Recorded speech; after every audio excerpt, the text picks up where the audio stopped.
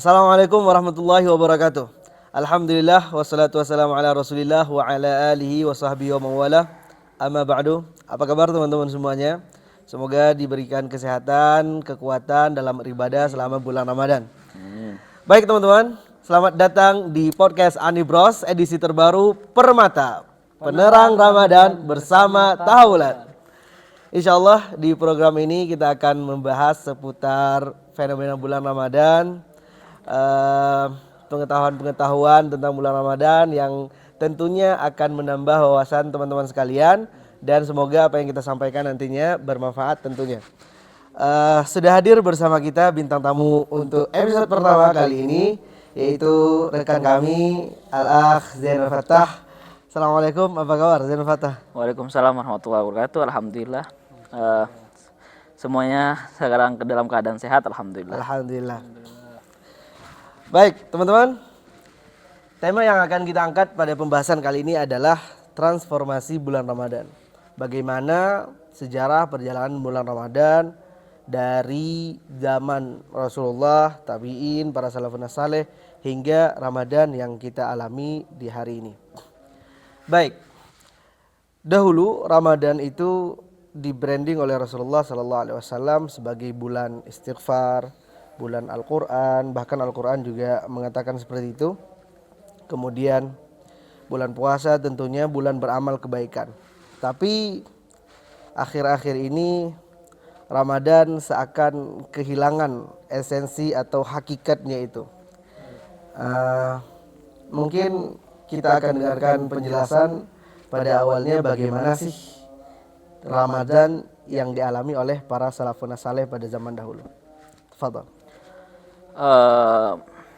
Ketika kita berbicara tentang Ramadan, kita banyak tuh dapat cerita dari guru-guru kita bahwa orang-orang terdahulu ketika dia menyambut bulan Ramadan, dari kapan sih dia menyambut bulan Ramadan tersebut? Bahkan orang-orang dulu menyambut bulan Ramadan 6 bulan dari sebelum datangnya bulan Ramadan. Dan ketika bulan Ramadan sudah lewat nih, nah itu 6 bulan juga meminta untuk dikabulkan apa yang kita lakukan di bulan Ramadan. Berarti dia itu selalu kepikiran untuk masalah Ramadan. Nah, itu tuh dari 6 bulan, bayangin 6 bulan nih dari sebelum Ramadan, nih otak mereka semua nih udah untuk bulan Ramadan. Bersihin hati, ya kan? Mempersiapkan amal ibadah untuk bulan Ramadan. Makanya kalau kita lihat amal mereka sangat-sangat banyak.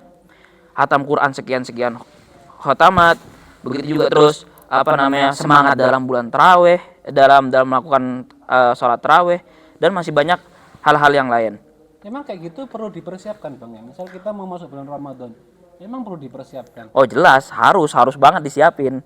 Semuanya kan harus perlu punya namanya persiapan. Gak mungkin langsung apalagi kita nih hawa nafsu di mana-mana nih.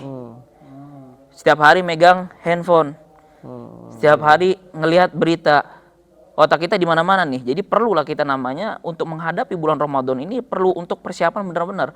Kalau misalnya orang dulu nih yang nggak handphone belum ada, ya kan? Terus berita-berita kebohongan itu belum banyak, itu mereka aja dari jauh-jauh hari. Wah kita nih setiap hari bukan tasbih lagi yang kita pegang nih. Kan yang kita pegang bukan tasbih lagi, handphone segala macam. Jadi kita perlu, ana rasa itu perlu lebih lagi kita mempersiapkan bulan Ramadan. Baik, jadi poin yang pertama kita dapatkan adalah bagaimana Ramadan itu berharga di era salafun saleh itu karena persiapannya ya. Mungkin ini kita sering dengarkan juga ibarat bahwa bulan Rajab itu adalah bulan menanam, bulan Sya'ban adalah bulan menyiram, sedangkan Ramadan adalah bulan memanen. Artinya nggak yang tiba-tiba masuk Ramadan tiba-tiba hijrah, nggak yang tiba-tiba masuk Ramadan tiba-tiba himmah ibadah kita itu jadi kuat. Jadi teman-teman semuanya emang perlu dipersiapkan dari awal, kebersihan hati kita, kesiapan kita untuk menyambut. Kemungkinan bisa nggak, misal kayak apa dia ngerasa berat apa gimana? Soalnya kadang sekarang banyak nih anak muda yang pengen hijrah antar beda Ramadan, momennya pas, ini pas, banyak teman gini. Kalau sekarang mah susah gitu. Itu gimana menurut antum? Mungkin ini maksudnya bagaimana fenomena yang tiba-tiba hijrah di bulan Ramadan gitu. Bagus nggak atau gimana? Nah, kayak gitu bisa nggak? Berhasil nggak gitu? Enggak. Ya karena sebagian orang ada kan yang pas tiba-tiba bulan Ramadan entah karena kepentingan apa ya. Tapi kayak ada yang ngedorong dia untuk berubah atau sedikit berubah, yang tadinya nggak pakai hijab akhirnya pakai hijab, yang tadinya Kayak kebawa suasana ya gitu kebawa kan, suasana dia. Ramadan. Itu yang tiba-tiba berubah di bulan Ramadan itu kira-kira berhasil nggak tuh hijrahnya gitu? Kalau misalnya kita ngomongin masalah berhasil atau nggak berhasil ya, sebenarnya balik lagi ke niat orang tersebut. Kita nggak mandang nih, selagi dia mau berubah, ya itu harus kita semangati, bener apa enggak? Selagi dia emang mau berubah, harus kita dukung. Nah, balik lagi nanti ke niat orang tersebut. Kenapa sih harus berubahnya di bulan Ramadan? Itu kan kita perlu niat yang emang bener-bener sungguh. Kadang-kadang orang cuma yang ikut-ikut tren aja. Jadi nanti keluar dari Ramadan dia balik lagi ke awal. Cuman kalau misalnya memang kayak tadi digunakan dari 6 bulan sebelum Ramadan, berarti kan itu emang bener-bener niatnya emang bener-bener sungguh-sungguh. Nah, ketika dia niatnya sungguh-sungguh, berarti menghasilkan nanti natijah yang bener-bener juga. Ya kan? Bukan berarti orang yang cuman toto tiba-tiba masuk satu Ramadan, langsung berubah kemudian gagal. Enggak. Kita nggak ngomong itu ya, tergantung lagi balik ke niat orang masing-masing. Iya. Bener sih menurutku gini ya. Kalau emang kita bilang orang yang tiba-tiba berubah di bulan Ramadan itu kita sebut nggak baik lah atau apalah gitu kan.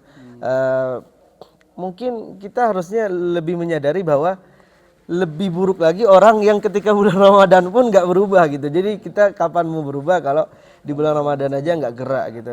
Mungkin teman-teman yang udah memutuskan untuk sedikit belajar di bulan Ramadan itu kita berharap jika memang kebaikan berasal dari Ramadan, semoga kebaikan itu tidak berakhir ketika berakhirnya Ramadan ya. Baik, kita cukup tercerahkan bagaimana apa yang dilakukan oleh salafun saleh untuk menyambut bulan Ramadan, yaitu 6 bulan sebelumnya beliau sudah menyambut dan berdoa bahkan ya. Berdoa bahkan Rasulullah SAW juga itu berdoa Allahumma barik lana fi Rajab wa Sya'ban ya. Artinya beliau di bulan Rajab itu sudah menyebut-nyebut akan bulan Ramadan. Baik. Ada pertanyaan lagi nih? Apa lagi? Lanjut. Oke. Kalau kita ini misalnya kita bicara fakta aja ya. Kita kan hidup di zaman yang penuh cobaan ya. Nah, ini nih, Kayak penting nih. maksudnya gini, kalau kita bilang salafun saleh itu gini, megangnya Quran mulu, megangnya tasbih mulu, itu kan kayak bukan mustahil diterapkan, tapi dengan banyaknya godaan ini lumayan sulit begitu kan. Jadi bagaimana agar kita tidak terlalu tertinggal banyak amal di bulan Ramadan, tapi juga nggak memberatkan generasi kita zaman ini. Apa sih yang perlu dilakukan agar Ramadan itu nggak sia-sia gitu, sekalipun kita nggak bisa seutuhnya seperti yang dialami oleh para pendahulu kita salafun saleh. Sebenarnya sebelum kita ngomongin berbicara tentang gimana sih caranya, kita harus tahu dulu tuh apa sih yang sebenarnya terjadi sekarang. Ketika kita udah tahu penyakit yang ada nih, baru dari situ kita bisa sebenarnya bisa sedikit demi sedikit untuk merubah. Bener apa nggak sih? Nah, kenapa sih, apa perbedaan orang zaman dulu melakukan Ramadan sama orang zaman sekarang nih melakukan Ramadan, itu perlu kita bahas sebenarnya. Emang Baru ada penyakit yang di zaman sekarang? Oh, jelas banget. Jelas banget ada perbedaan yang ada. Kayak misalnya kita lihat zaman sekarang lah kayak gimana. Dengan adanya teknologi yang makin maju ya kan. Orang-orang zaman sekarang menganggap bahwa generasi zaman sekarang menganggap bahwa Ramadan itu ya cuman bulan di situ banyak es buah, di situ banyak gorengan ya enggak. Nah, ini yang perlu kita tekankan di awal, bahwa pemahaman tentang Ramadan itu udah nggak ada di zaman sekarang. Bukan nggak ada ya, sedikit sekali yang ngomong masalah Ramadan. Dalam artian apa sih? Udah sedikit sekali orang-orang yang ngomong apa sih Ramadan, apa sih yang harus kita lakukan di dalam Ramadan. Bahkan generasi dari kecil-kecil sekarang itu taunya apa? Tadi yang Anda sebut tadi, taunya bahkan kalau kita dulu pas sebelum Anda berangkat ke Yaman ini, di Indonesia subhanallah nih tawuran adanya di Ramadan. Jadi emang bener-bener hilang seputar Ramadan. Iya, adanya di bulan Ramadan. Yang ada di otak kita, waduh, sore ini kita ngabuburit buat beli takjil.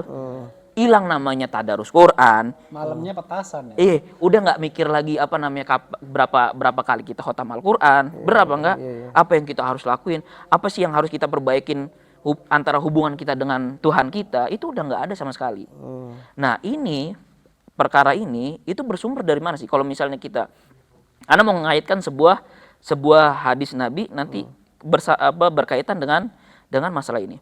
Nabi ngomong, kata Nabi apa? Dalam sebuah hadisnya, antalidal amatu rabbataha. Seseorang perempuan nanti di akhir zaman, seorang perempuan amah, dalam riwayat lain itu menyatakan mar'ah yang bermakna perempuan atau wanita. Seorang wanita nanti di akhir zaman apa? Akan melahirkan tuannya. Kalau kita lihat dalam konteks hadis ini, berarti kita bisa ngambil kesimpulan bahwa antara hubungan dan orang tua dan anak itu dilandasi dengan hubungan apa? Harmonis. Bener apa enggak? Kasih sayang. Ya, bener apa enggak sih? Kasih sayang. Harus saling menghormati. Bener apa enggak? Nah, hubungan ini di akhir zaman udah enggak ada. Alaqah hubungan antara orang tua dan anak itu udah enggak ada nanti di akhir zaman. Sedikit sekali.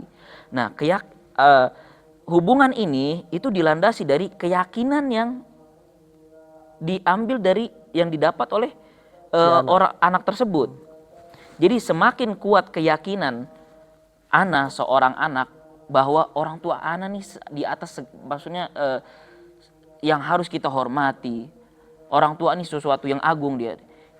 Hubungan itu dilandasi dengan keyakinan kita tentang hal tersebut. Nah, keyakinan ini itu didapat dari mana? Didapat dari ilmu yang kita ambil. Benar apa enggak? Ilmu yang kita ambil. Ketika ilmu yang kita ambil dari orang yang benar, ya kan? Terus ilmu yang kita ambil sebanyak-banyaknya dari orang yang benar itu menghasilkan keyakinan terhadap tersebut yang semakin kuat. Yang bernatijah nanti hubungannya semakin kuat. Begitu juga kalau kita kaitkan ke bulan Ramadan, ke masalah Ramadan. Keyakinan anak terhadap Ramadan bahwa Ramadan di bulan yang penuh agung, bulan sholat sunnah tarawih di situ tempatnya, terus khotam Quran yang ada di situ, dan hubungan antara anak dan Tuhan anak yang harus kuat di situ, itu keyakinan yang anak punya berdasarkan ilmu yang anak dapat. Nah di zaman sekarang, kalau kita lihat ke yang ada, zaman generasi sekarang itu pengetahuan tentang ini udah nggak ada. Bahkan kalau kita jarang sekali, bener. Kalau misalnya kita anak-anak pondok mungkin ilmu ini masih ada ya. Cuman kalau kita lihat ke Indonesia banyak sekolah-sekolahan yang lain itu minim sekali yang ngomong masalah Ramadan ini. Apa sih yang harus dilakuin Ramadan? Nah, karena minimnya itu, generasi yang muda nggak selamanya muda dong. Generasi yang muda dengan minimnya pengetahuan mereka beranjak ke menjadi generasi yang besar, bener atau enggak? Nah, ketika dia jadi di posisi orang tua, dia menghasilkan anak lagi nanti. Terus begitu. Jadi apa yang harus kita lakukan sebenarnya? Nah, ketika kita udah tahu permasalahan yang ada sekarang, apa yang kita harus lakukan? Berarti kata Nabi, ketika zaman udah seperti ini semuanya, apa sih harus kita lakukan? Kata Nabi, alaika bi khuwaisatan nafsik. Dari kita masing-masing harus memperhatikan. Kalau misalnya anak punya keluarga, berarti nafsik itu apa, Ustaz? Kalimat khuwaisoh itu bermakna seseorang yang nanti bakalan dipertanggungjawabkan. Misalnya anak mempunyai anak. Nah, itu anak-anak nanti dipertanggungjawabkan. Anak punya istri. Kalau misalnya antum belum nikah kan, nanti akan nikah nih misalnya. Ya kan, akan nikah nanti. Nah, itu istri antum tanggung jawab antum. Berarti keluarga kita itu keluarga kita. Nah, khuwaisoh itu tergantung daripada sosok orang tersebut. Kayak misalnya punya pondok, berarti khuwaisohnya siapa? Khuwaisohnya santrinya. Nah, kata Nabi, di akhir zaman kita harus balik itu semua tuh. Jadi pertama, kalau misalnya anak minim dalam pengetahuan, anak harus mempunyai pengetahuan, mendidik anak terlebih dahulu. Bener apa enggak? Harus, berarti pengetahuan tentang Ramadan ini harus anak kaji lagi. Apa sih yang benar harus lakukan? Harus mendidik diri anak. Kemudian baru anak punya saudara, punya kakak perempuan, punya kakak laki-laki, punya bapak, punya emak. Nah, itu yang perlu kita ini kembali. Jadi kalau misalnya dari anak pribadi, dari sini kita punya 3 orang. Dari setiap 3 orang ini berperhatian dengan orang huesohnya masing-masing, insya Allah kalau misalnya semuanya paham masalah ini, kita nggak bisa ngerubah zaman yang udah ini kan. Cuman kan bisa menarik yang bisa kita tarik atau menyelamatkan yang bisa kita selamatkan. Ana rasa seperti itu sih ya. Berarti Ustaz, intinya itu ketika di masyarakat itu minim pengetahuan atas hakikat bulan Ramadan, maka di situ akan menghasilkan sebuah keyakinan yang rusak. Keyakinan bahwa Ramadan tuh ya bulannya makan, ya bulannya atasan, ya bulannya happy-happy gitu. Dari keyakinan yang rusak ini maka dia menyebabkan sebuah pekerjaan yang tidak benar. Jadinya biasa aja tuh. Berarti di situ ada kerusakan antara ilmu pengetahuan sama keyakinan. Itu yang akan terjadi nanti. Dan Nabi udah ngasih tahu masalah ini dari jauh-jauh hari ya.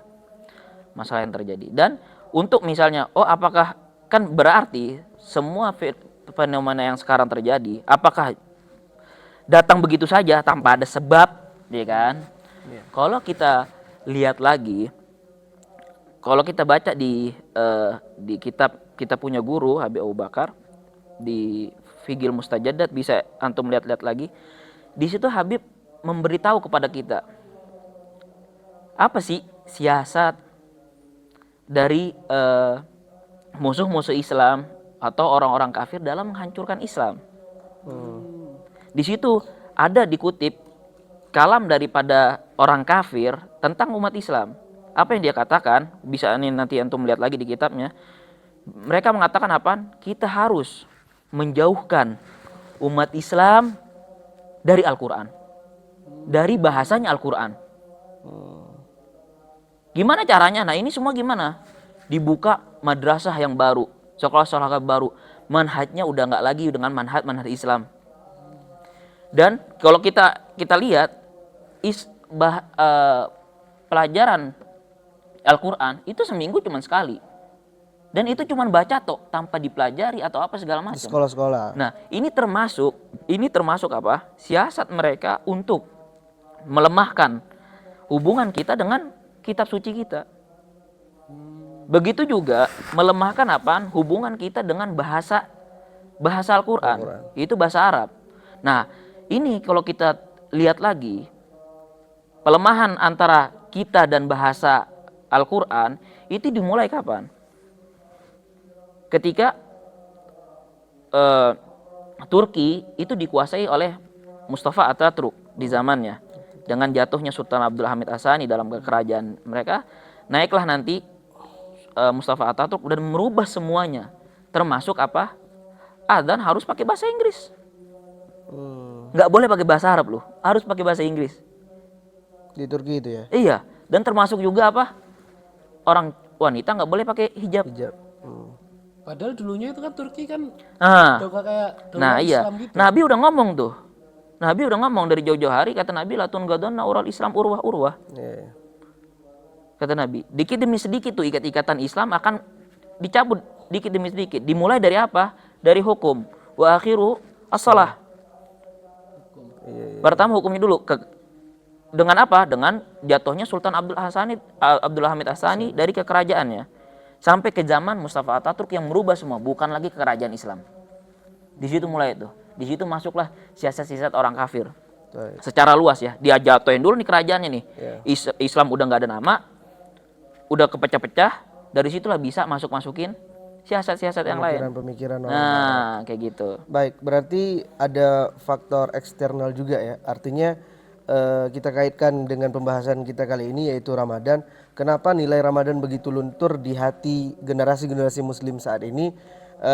Salah satunya adalah karena ada faktor luar, yaitu orang-orang di luar sana yang beragama non-Muslim juga ikut berperan dengan menyusup pemikiran-pemikiran, entah itu melalui perfilman atau artis yang memang punya panggung besar dan punya nama yang lumayan terkenal ya. Ini tentunya berpengaruh kepada umat Muslim, khususnya generasi-generasi yang masih agak labil seperti ya masih anak-anak muda lah yang masih ikut terombang-ambing ya, sehingga mereka lupa atau bahkan memang melupakan nilai-nilai Islam, termasuk nilai-nilai Ramadan yang harusnya di bulan ini benar-benar mereka perhatikan, begitu ya. Bahkan kalau kita lihat sinetron paling banyak di Bulan Ramadan. Ramadan ya. Banyak banget tuh. Lu dari sahur, ente dari sahur, kita dari sahur nih, dari makan sahur itu udah disuguhkan dengan sesuatu. Udah lupa tuh sama Quran, lupa sama sholat. Bahkan yang begadang sahur, subuhnya nggak sholat. Ya kan? Secara tidak langsung ada campur, kita sadar atau tidak sadar ada dari kita yang masuk ke sini, dan bahkan termasuk orang yang secara tidak langsung bisa menghancurkan nilai-nilai Ramadan tanpa kita sadari. Iya. Baik, mungkin ini lumayan menarik ya, bahwa karena selama ini itu balik ke pembahasan tadi, ilmu yang kita dapatkan bahwa Ramadan itu identik dengan ibadah apa sih? Kayaknya puasa gitu ya. Jadi selama ente puasa, ya udah ente sudah mendapatkan nilai Ramadan begitu. Sehingga kita ketinggalan amalan-amalan lain itu tidak merasa dirugikan. Padahal ini tentu sebuah kerugian ya. Karena Ramadan itu bukan yang penting puasa, tetapi bagaimana kamu lalui puasamu dengan hal-hal yang bermanfaat, dengan ibadah-ibadah, tentu ini juga nilai yang tidak kalah penting menurut saya.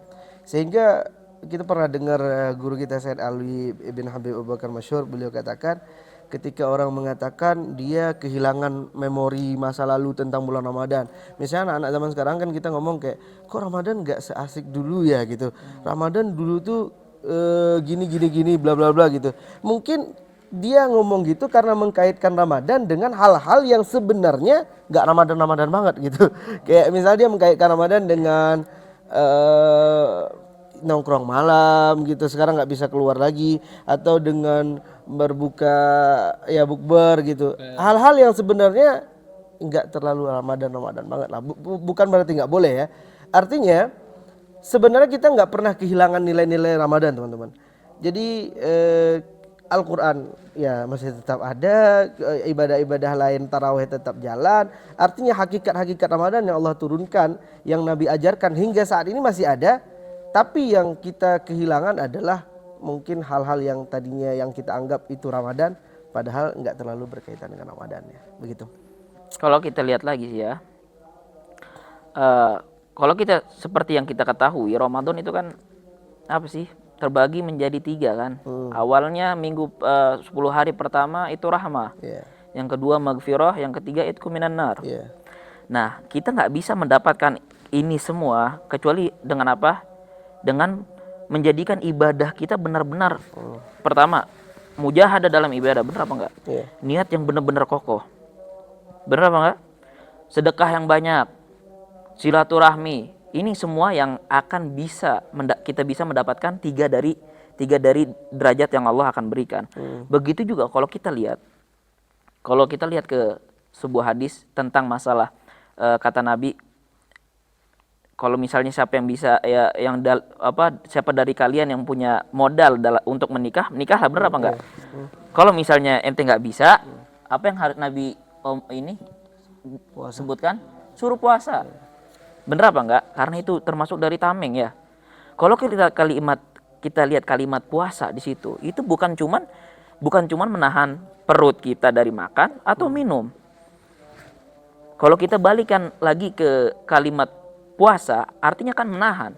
Berarti menahan juga mata kita dari melihat yang haram, tangan kita dari hal yang menzolimi orang lain, atau kaki kita dari tempat-tempat yang diharami Allah.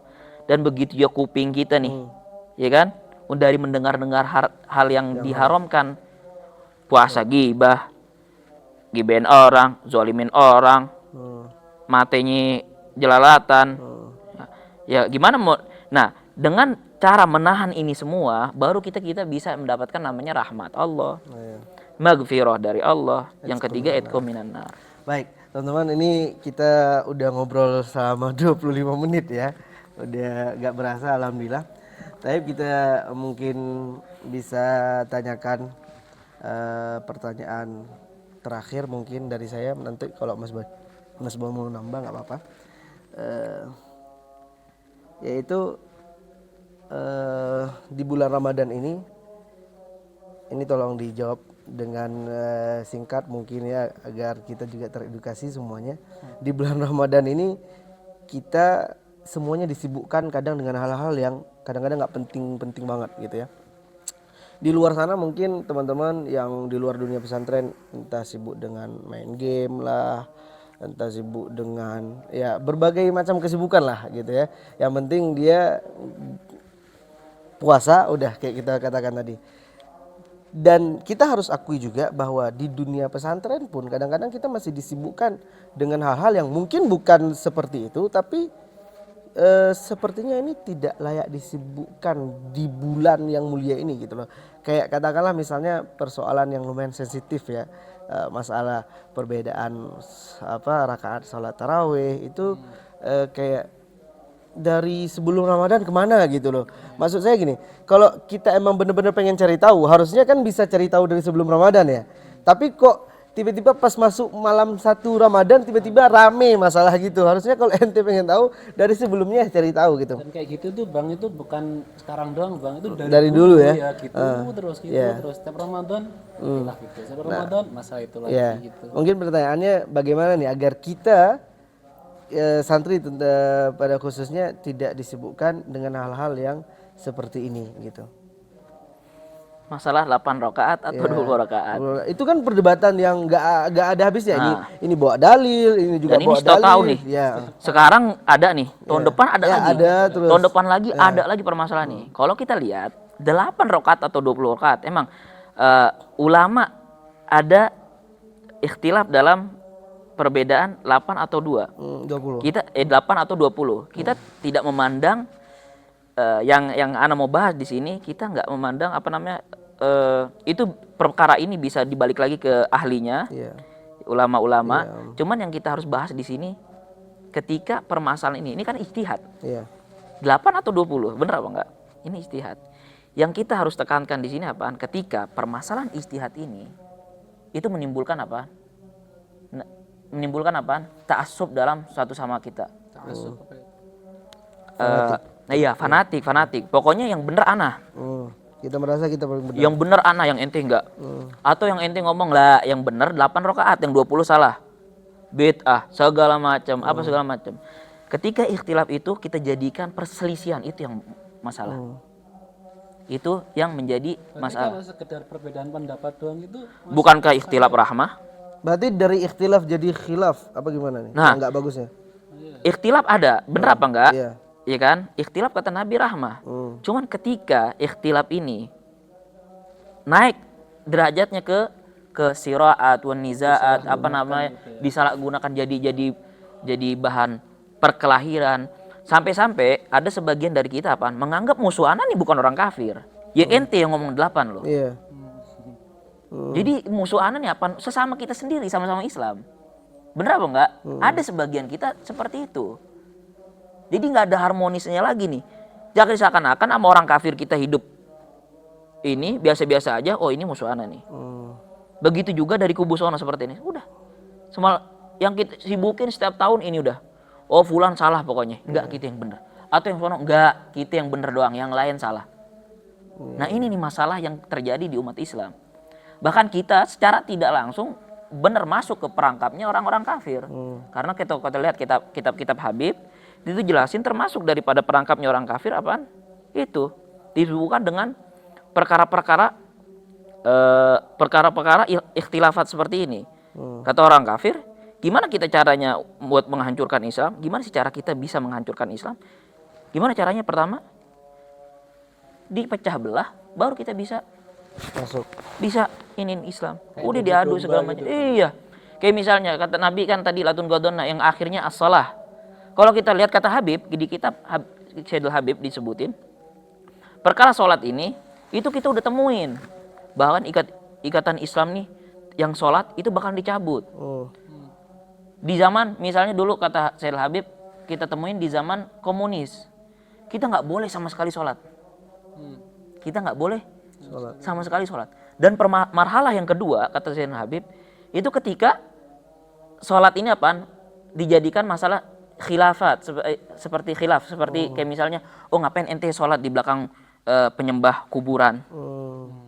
Oh, ngapain ente sholat di depan, mohon maaf, di belakang orang salaf misalnya, atau yang melakukan maulid atau segala macam. Nah, perkara ini yang nanti akan terjadi. Dan termasuk sekarang juga nih, ngapain ente sholat di belakang orang yang sholatnya cuma 8 rakaat? Atau ngapain ente sholat di belakang orang yang sholat 20 rakaat, kan yang benar cuma 8. Nah, masalah ini kita disibukin masalah ini terus sampai nggak ada berhenti-berhentinya nih. Nah, itu yang kita sadar nggak sadar kita masuk ke perangkap ini. Jadi kita lupa nih musuh asli kita siapa nih, udah. Pokoknya kita hidup ini enak sama orang kafir segala macam. Sama saudara sendiri Sama malah saudara berantem. kita malah kita berantem. Baik teman-teman, ini kita mungkin break sejenak karena sebentar lagi akan memasuki azan subuh, karena kebetulan ini kita tag-nya setelah sahur ya, jelang subuh. Jadi kita rehat sejenak, nanti kita lanjut lagi insya Allah. Alhamdulillah teman-teman, di sini kita udah memasuki waktu subuh. Selamat menjalankan ibadah puasa untuk teman-teman semuanya. Baik, untuk pertanyaan terakhir tadi jawabannya mungkin bisa kita simpulkan bahwa sekalipun permasalahan ini bukan kita bilang tidak penting, tentu ini mendapatkan posisi yang penting juga dalam hal ilmiah.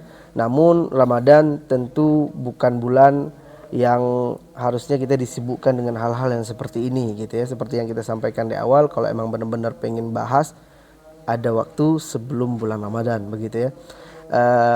Mungkin kita juga harus menyadari untuk menerima perbedaan sesama saudara kita yang sesama umat muslim, bahwa perbedaan itu datangnya dari Tuhan, tapi perseteruan itu tentu dibaliknya ada setan. Baik, mungkin ada pertanyaan terakhir dari Mas Bayu. Ya Bang, dari tadi Anda kepikiran sih. Antum kan udah nyebutin nih banyak kerusakan di zaman-zaman seperti ini. Terus banyak hal yang menyimpang lah dibanding daripada zaman-zaman sahabat dulu ya. Terus ini pertanyaan paling penting nih, gimana sih solusinya Ustaz untuk kita-kita ini, kaum-kaum yang berada di zaman sekarang ini, supaya kita bisa menyikapi Ramadan dengan sebenar-benarnya yang agama inginkan, sehingga kita nggak sibuk dengan hal-hal yang tidak terlalu penting tadi ya. Gitulah. Gimana tuh? Biar kita nggak terlalu sibuk dengan hal-hal yang seperti itu tadi, kita fokus dengan Ramadan kita gitu. Apa yang harus dilakukan oleh generasi saat ini? Pastinya ya, kita berarti perlu lagi belajar benar, belajar, terutama belajar tentang apa yang terjadi di umat Islam. Apa yang terjadi dari umat Islam, daripada kemunduran, dari masuknya orang-orang lain ke agama Islam. Nah, itu semua Nabi udah jelaskan dari awal. Nabi pernah menjelaskan dari sholat subuh sampai sholat maghrib. Jelasin semuanya fitnah yang akan terjadi di akhir zaman. Nah, ini perlu kita yang seperti ini itu merujuk kepada ilmu yang kita pelajari sekarang, yaitu ilmu fikih tahawulat. Cara mengetahui apa sih yang terjadi sekarang dan bagaimana kita menyikapi keadaan di zaman sekarang, bukan dari pandangan kita, melainkan bersandar kepada Al-Quran dan Sunnah, karena semuanya Nabi sudah menjelaskan dari awal sampai akhir keadaan umatnya. Rasa kita perlu lagi mengkaji namanya fikih tahawulat, terutama di zaman sekarang. Baik, oke, secara garis besar berarti kita tentu harus lebih banyak belajar, karena seperti yang kita ketahui juga bahwa orang yang semakin banyak ilmunya semakin sedikit menyalahkan ya, akhirnya semakin sedikit terjadi pertentangan dan lain sebagainya.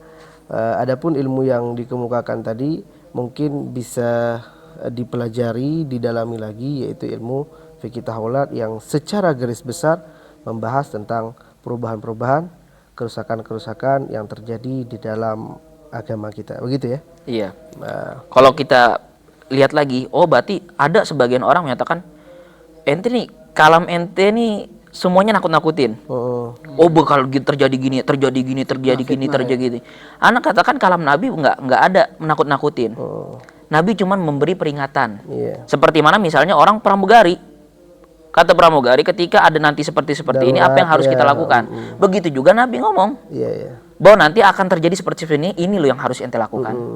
Kayak gitu. Jadi semuanya bukan nakut-nakutin, akan tapi peringatan. Edukasi, dan bagaimana kita menyikapinya. Oh, berarti kita belajar sebuah keburukan itu bukan untuk masuk ke Iya, keburukan tentu. tersebut, Iya, dong. tapi supaya untuk kita terjaga dari keburukan Iya, tersebut. benar. Oke, cukup menarik pembahasan kita di episode pertama kali ini. Terima kasih pemateri yang sudah hadir berbagi ilmu dengan kita. Mungkin teman-teman nanti bisa dicatat ya poin-poin penting atau di mana kita ada kesalahan bisa ditulis di kolom komentar ya, nggak apa-apa. Dan untuk teman-teman jangan lupa terus ikuti program Permata Penerang Ramadan bersama Tahaulat. Insya Allah di episode-episode berikutnya dengan bintang tamu yang tidak kalah menarik tentunya. Terima kasih teman-teman semuanya yang sudah meluangkan waktu untuk menonton. Semoga video kali ini bermanfaat. Terima kasih sekali lagi. Baik, lasna bi khairikum. Kami tidak lebih baik dari kalian semua. Semoga ini jadi pelajaran untuk kita semua. Billahi taufiq wal hidayah. Assalamualaikum warahmatullahi wabarakatuh.